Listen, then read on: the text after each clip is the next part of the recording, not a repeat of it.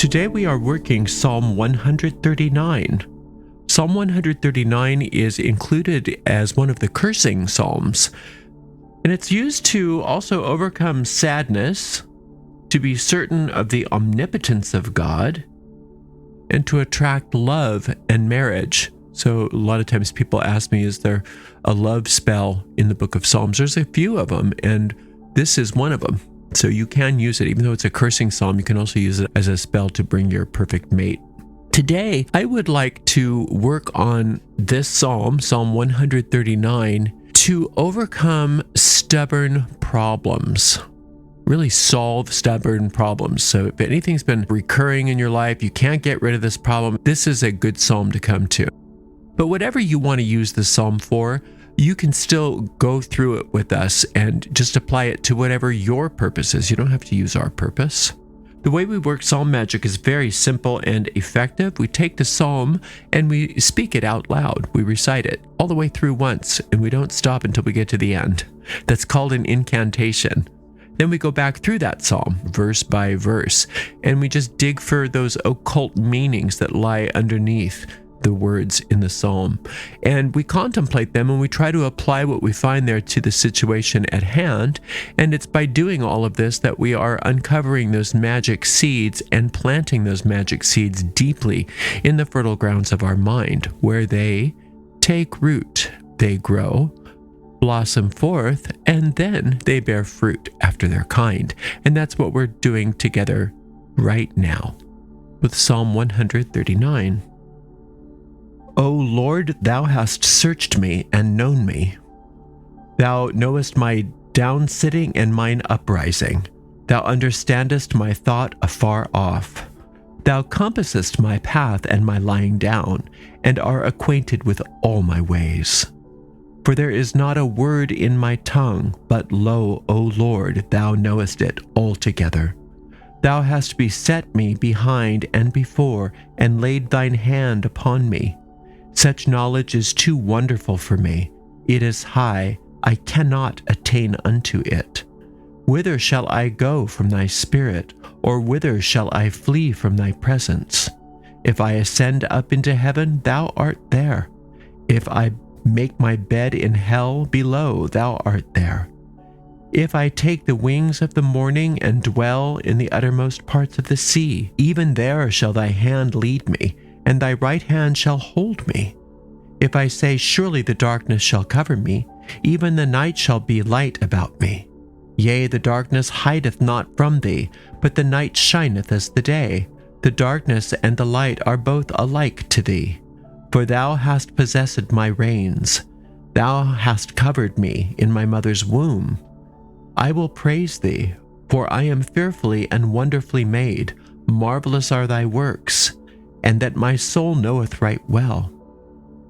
My substance was not hid from thee when I was made in secret, and curiously wrought in the lowest parts of the earth.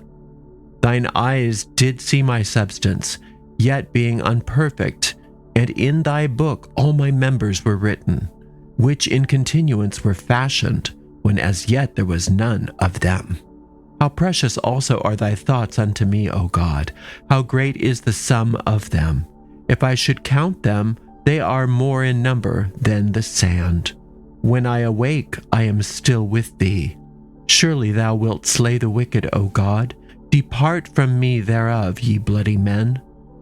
For they speak against thee wickedly, and thine enemies take thy name in vain. Do not I hate them, O Lord, that hate thee? And am I not grieved with those that rise up against thee? I hate them with perfect hatred. I count them mine enemies. Search me, O God, and know my heart.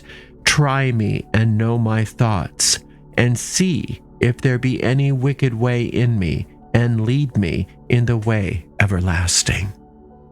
This is a prayer and petition, and it's addressing the Lord.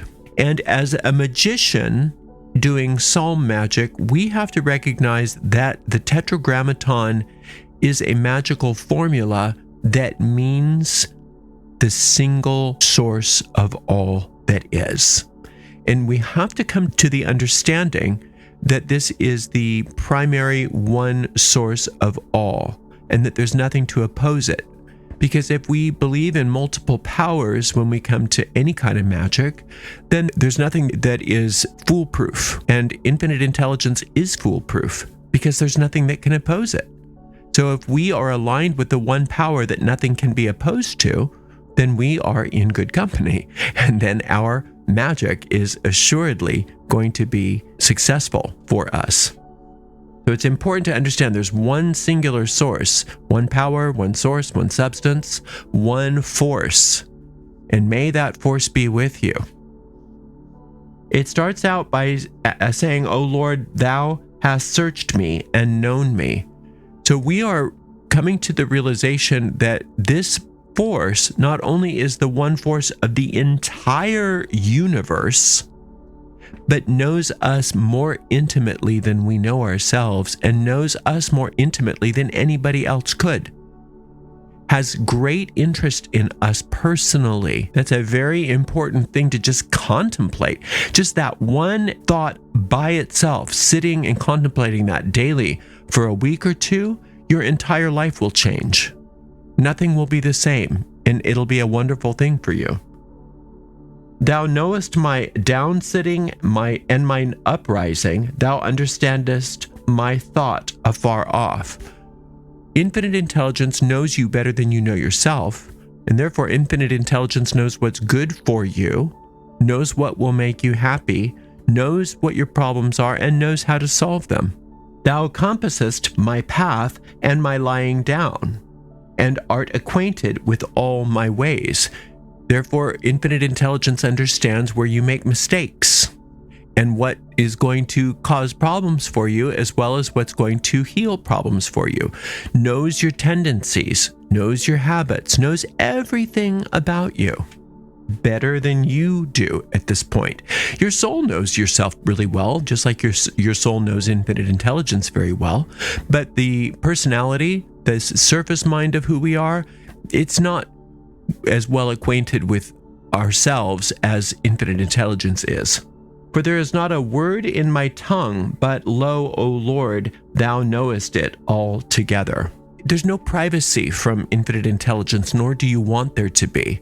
In fact, that's the problem. The idea that I want a private life that infinite intelligence isn't going to see, isn't going to know, is the creation of the ego, the going and hiding from infinite intelligence. Thou hast beset me behind and before, and laid thine hand upon me. Infinite intelligence creates you. It talks about you've been created in the past, but how could that be? The infinite power of all the universe created you long ago and then just left you. That doesn't make any sense. Then how do you stay alive? How is there life in you? Well, that life is the presence of infinite intelligence. The idea that you're thinking is the idea of infinite intelligence. You have infinite intelligence coursing through your mind, infinite life coursing through you as a being that is alive. You have all the qualities of the infinite extended out as you. Therefore, infinite intelligence is creating you right now, because right now is eternity. And that's where you live, eternity. You don't live in the past. You don't live in the future. Such knowledge is too wonderful for me. It is high. I can't attain unto it. In this mind, in this ego mind, in this personality, and in the construct of this separated world, there's only so much that we can understand. Our soul understands everything. And infinite intelligence wants you to reunite with your soul, your consciousness, be aware of your soul, and not be stuck in this place where things are too wonderful for you and too high for you. But we are expressing that at this point in time, we don't even know how wonderful it can be. We don't even know how high those thoughts can be. We don't have any clue, not only about how wonderful infinite intelligence ultimately is, but we don't understand how wonderful we ultimately are, having been created and are being created by that same power. Whither shall I go from thy spirit, or whither shall I flee from thy presence? impossible, isn't it? The idea that you could leave the presence of infinite intelligence, that you could go far away from it, is something that you can do in your mind, and it's what we all do. That's the ego mind. It's the habit of thought, thinking I'm separate, I'm far away, I want to have a private world, I want to hide myself from infinite intelligence, I want to be my own universe. For whatever reason we came up with that, it was just an insane idea of that we contemplated, and that's where that whole myth of Lucifer comes into being. Just contemplating, do I want to ever be apart from infinite intelligence? Do I want to go away? Do I want to hide myself from it? No, of course I don't want to. If I ascend up into heaven, infinite intelligence is there. And if I make my bed in hell, infinite intelligence is there. It didn't matter what I do. No matter how bad I want to make my life, no matter how good I want to make my life, no matter how much I turn to infinite intelligence and understand the truth, or how much I turn my back on infinite intelligence and believe the lies, it doesn't matter. I can't make it go away. It doesn't affect it at all. It's the same image that I use sometimes of, if you throw a rock at the sun, it's not going to affect the sun. So you can't affect whether infinite intelligence is there, nor that infinite intelligence is aware of you, nor how much infinite intelligence loves you. You can't affect any of that, no matter what you do, but you can think you do. And that's where we get into trouble, because we've been given minds that are creative, and we've been given the freedom to do with our minds as we will. If I take the wings of the morning and dwell in the uttermost parts of the sea, even there shall thy hand lead me, and thy right hand shall hold me. And you have to be willing to be led. You have to be willing to take the hand of infinite intelligence. You have to want that. You have to want to know, I don't know. I don't know everything. I don't even know anything compared to infinite intelligence. But infinite intelligence wants to lead me, wants to guide me, but doesn't do anything against my will. So it's up to me to want to be guided, to want to be led, and to want to know how much I don't know. If I say, surely the darkness shall cover me, even the night shall be light about me. Yea, the darkness hideth not from thee, but the night shineth as the day. The darkness and the light are both alike to thee. So infinite intelligence doesn't have dark and light. It doesn't have opposites. That's something we have. And we can go really bad and really mean and really cruel and really selfish and really whatever to prove to ourselves and to the universe how bad we are. It doesn't matter to infinite intelligence. It's right there anyway. Knowing the truth about us, that's all just a nightmare. That's all just a game. It's all just a fantasy. We can't undo our own perfection. We don't have that kind of power, and we never will, we never have. But we do have the power of thinking and choosing our thoughts. So we can think thoughts that we've dimmed our light somehow, or that we've sinned, or whatever our problems happen to be. We can believe those things, and we can really experience those things because we have the creativity of our minds available to us at all times. And that seems to be somewhat of a curse to us because we don't always understand how to use our minds in ways that will help us. We tend to use our minds in ways that harm us. And that's why we have to remember that if we ask for the guidance, as was just spoken of, then we are guided step by step along the way, so we don't make those mistakes and we don't have to go through all of that. For thou hast possessed my reins, thou hast covered me in my mother's womb. When infinite intelligence possessed our reins, you can allow infinite intelligence to guide you as if you were a horse with reins being guided. And it's not talking down to yourself when you think of yourself like that. It's just an image that you can use. Let me know, should I go right? Should I go left? Do you want me to go faster? Do you want me to go slower? How do you want me to be? Show me how to be. Train me. I want to know. And thou hast covered me in my mother's womb. Covered in our mother's womb is sphere number 3, understanding. When we are covered in our mother's womb, then we are protected by our mother's womb, and we then are in the conscious awareness of how we are a creative force, because it's through our mother's womb that we come into being. And what we conceive of while we're in our mother's womb is that which we experience in the manifest world. And so it's very important that we allow infinite intelligence to guide our thinking while we're in our mother's womb, so that what manifests is infinite intelligence's will for us rather than our own small will.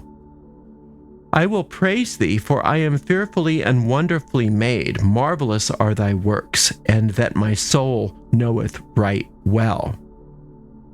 So to praise is to acknowledge that something is wonderful, to acknowledge very enthusiastically how good something is. So when we acknowledge how wonderful infinite intelligence is, then we understand that we didn't make ourselves, that we were made by this force. When it says fearfully made, fearfully and wonderfully made, fearfully means ecstatically.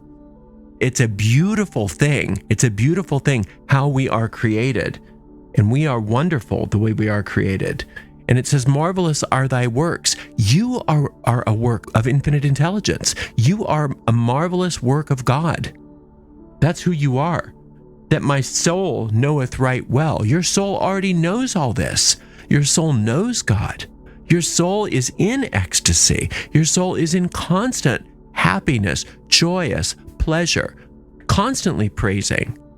And that's where, if we can bring our personalities to that same level, then we don't have this disconnect anymore. We don't have these problems that seem unsolvable anymore. Those things just disappear.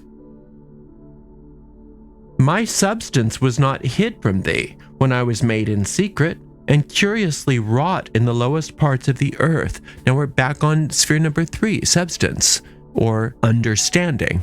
It's seeing the womb of the goddess, sphere number 3, as being wrought in the lowest parts of the earth and in secret. And that just means in the mystery of the womb. In the mystery of the womb. But remember, you are always in the mystery of the womb, because there's always more constantly being created. But the cool thing about the womb, when you recognize what the womb is its silence, its stillness, its rest. And you can go there to rest. You can allow yourself to be in that dark womb, to be in that stillness, to be in that silence each and every day, fully protected, and allowing infinite intelligence to guide your thoughts, which are the seed that germinates within that womb. And then we want the thoughts of infinite intelligence to germinate and come forward into our experience rather than our own errant thought forms. Thine eyes did see my substance, yet being unperfect, and in thy book all my members were written, which in continuance were fashioned, when as yet there was none of them. So it's talking in the past tense, but it's also what happens every moment of time and point of space. Infinite intelligence always sees your substance, even when you are in the darkness of the womb, even when it says yet unperfect, even when things are not yet manifest. Infinite intelligence knows what is manifesting. Infinite intelligence knows how to manifest for you in the ways that are perfect. And it says, in the book, all my members were written. So in God's book, in God's mind, God knows what you are in perfection. God knows your soul's body, if you will. Your physical body is nothing compared to the body that your soul has. Your soul has a light body, a true light body, and that's what God created. It doesn't die. It doesn't get reborn. It doesn't get sick. It doesn't have any of the stuff that we have in this world of separation, which in continuance were fashioned, when as yet there was none of them. God continuously fashions you, continuously creates you, even when you don't see evidence of it. How precious also are thy thoughts unto me, O God. How great is the sum of them. The thoughts of God are the truth of who you are, and it's the seed of manifestation which we want to encourage. How do we do that? It tells you by praising by praising. What that does is it turns your focus onto that which you're praising. So if you're praising infinite intelligence, then you're simply allowing only God's thoughts to permeate you while you're in this womb. And if you do that, then your manifestations are always going to be perfect for you.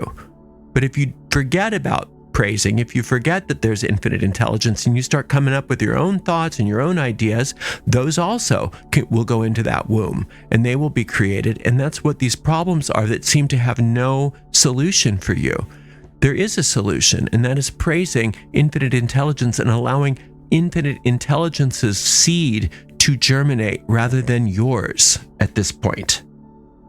If I should count them, they are more in number than the sand. When I awake, I am still with thee. So God's thoughts are infinite, especially God's thoughts about you. And God's thoughts about you are things like how perfect you are, how loved you are, how joyous you are, how prosperous you are, how healthy you are, how free you are, how wonderful you are, how pleased infinite intelligence is with you. Those are the thoughts. Your thoughts, I'm not good enough, I'm sick, nothing ever works for me, these problems are unsolvable, I hate this world, I hate that person, this is a scary world, etc. You see which group of thoughts you want to start working with. We want to start working with the thoughts of the infinite, which are more in number than the sand. Surely thou wilt slay the wicked, O God. Depart from me, therefore, ye bloody men.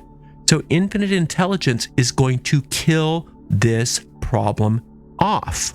Why? Because it doesn't really exist, at least not in the mind of the infinite. It exists in our experience here, and it feels very real. We understand that. We experience it as being more real than anything else. But infinite intelligence doesn't. So that's why it's cut off. That's why it's killed. And it says, depart from me, therefore, ye bloody men. The bloody men is this problem. You're telling the problem, depart, because you're going to get cut off anyway. So now it's time. So what you're doing is you're turning away from this problem and turning toward God and letting God take over. That's the trick right there. That's the magic right there. You're taking your investment away from this problem completely and allowing infinite intelligence to have its way instead.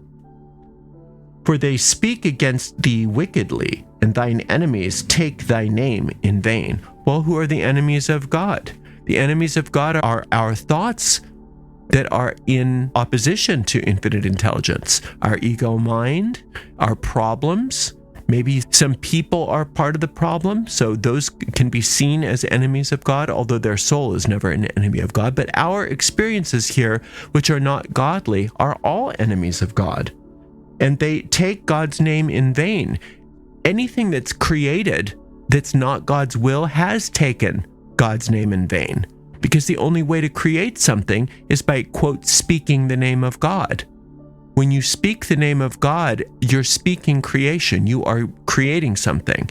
So when you're creating something that's not God's will, you're taking the name of God in vain. It's not simply just saying a curse word. It means that you are creating things that are not God's will.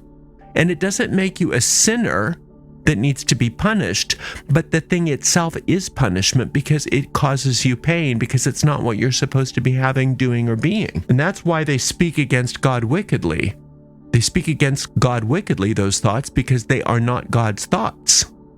But yet they are acting as if they are God. That's taking God's name in vain, coming into being, coming into creation, trying to usurp God's authority by being created, even though it's not God's will. Do not I hate them, O Lord, that hate thee? And am I not grieved with those that rise up against thee? So being grieved at those that rise up against God simply means I'm recognizing and understanding that this problem is not your will and I do not want to invest in it any longer.